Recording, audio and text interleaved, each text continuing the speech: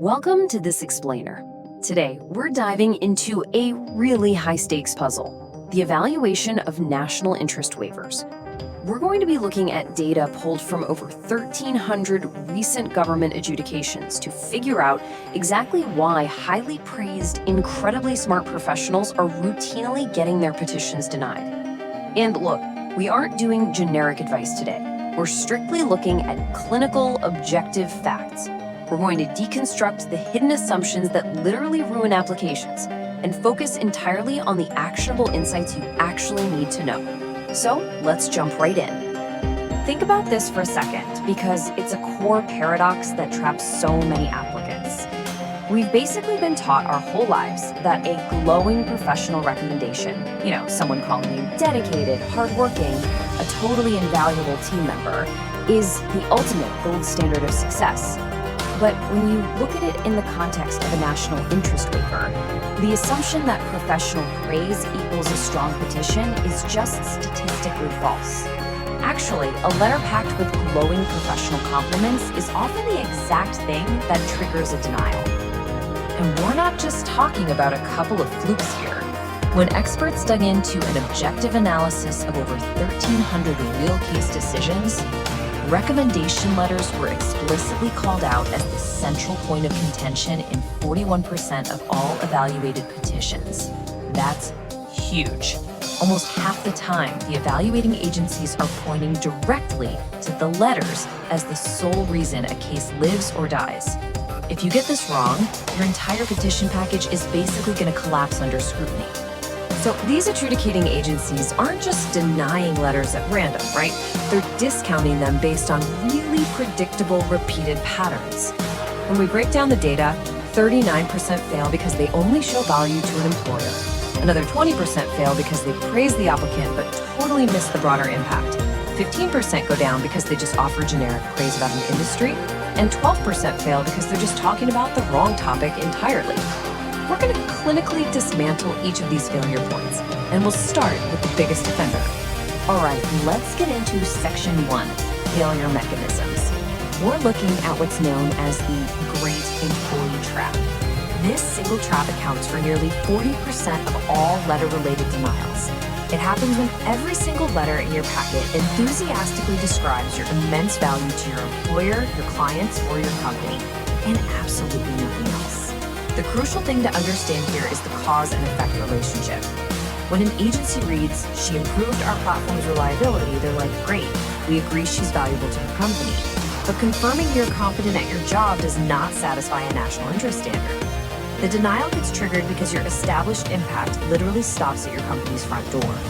Which leads us right into another massive pitfall, that 15% of cases that fail because of generic industry praise.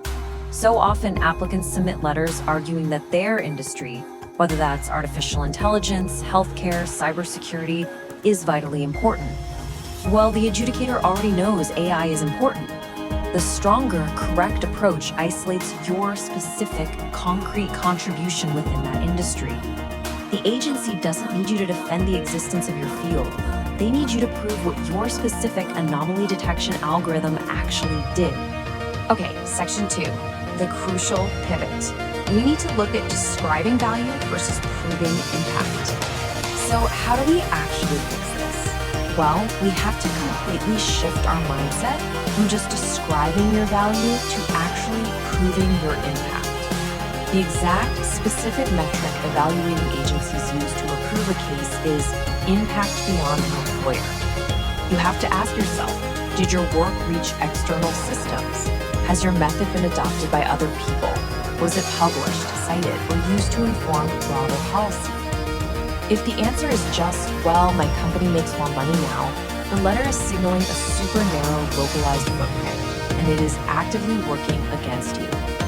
Let's actually look at this side by side to see the mechanics of it. We've got two sentences describing the exact same work. The descriptive value phrasing traps the impact entirely inside the employer's platform. It's a dead end. But the proven impact phrasing, it takes that same underlying method and proves that it breached the walls of the company. It went out and influenced researchers at 3 outside institutions. It's the exact same work, but it carries completely different analytical strength. Moving to Section 3, Evaluator Hierarchy. Let's compare dependent versus independent perspectives. So you know exactly what to say now, right? But who should actually be the one saying it? Because adjudicators absolutely do not treat all letters equally. Think about the implicit bias of the people you normally ask. Naturally, you're going to go to your managers, your clients, your coworkers. But from an objective legal standpoint, those people have a vested interest in your success. Their perspective is inherently restricted to how valuable you are to them. And this brings us to the difference between dependent and independent evaluators. Dependent evaluators, your boss, your clients, they're naturally prone to writing that great employee letter we talked about earlier. Independent evaluators, on the other hand, are outside researchers, government officials, industry leaders. They don't work with you. They have no financial relationship with you, but they know about your work because of its objective, undeniable impact on the field. There's a great quote that basically hits the nail on the head here. An employer's letter tells the agency you are good at your job. An independent expert's letter proves your work matters to the field. When you analyze successful petitions, the data clearly shows that agencies specifically credit independent letters because they act almost like an expert witness in a court case. They're just looking at the evidence, totally objectively. You absolutely need a balance of both in your package. But those independent letters, they are what carry the true analytical weight. All right, Section 4, the actionable solution. Let's break down the 5-point evidence framework. So how do we systematically avoid all those failures we just talked about and build a mathematically stronger case? We use this data-backed 5-point framework. Every single letter in your packet needs at least the first 3 points, and your overall package has to hit all 5. Step 1, name a concrete thing you built or discovered, not just a general skill. Step 2, explain exactly who outside your company benefits from it. Step 3, draw a direct, clear bridge between your past contribution and your proposed future endeavor. Step 4, give the agency a hard, verifiable fact to check. And step 5, make sure you have those crucial independent perspectives backing you up. Let's zoom in on step 4 for a second, because it's absolutely crucial. Adjudicating agencies basically consider opinions to be just advisory. So someone calling you highly intelligent or calling your work groundbreaking, that is so easily dismissed. But verifiable facts, phrases like developed and adopted protocol or cited in federal guidance, those act as indestructible anchor points. They aren't opinions, they are hard evidence. You literally have to transform your advisory opinions into verifiable facts. And we definitely need to talk about step 3 from our framework too, the connection to your future. If a letter goes on and on about how brilliant your past work was, but utterly fails to connect it to the specific endeavor you're proposing to do in the future, well, it falls right into the wrong topic denial trap. And remember, that accounts for 12% of letter-related failures. This usually happens when people try to reuse old recommendation letters or when their writers just aren't fully briefed on the current legal strategy. Past praise is totally useless if it isn't connected to your future intent. So, we've deconstructed why these fail and how to build them right, but I really want to leave you with this one provocative thought as you ruthlessly audit your own materials.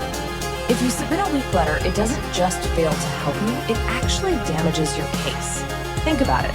If the evaluators who know your work best cannot articulate its broader national significance, what signal is that sending to the reviewing agency? It heavily implies that the broader significance probably doesn't even exist. You have to be clinical, be objective, audit your evidence through this exact lens, and make sure every single piece of your professional story proves your impact goes way beyond your employer. Thanks for joining me for this explainer, and I hope this helps you build a stronger case.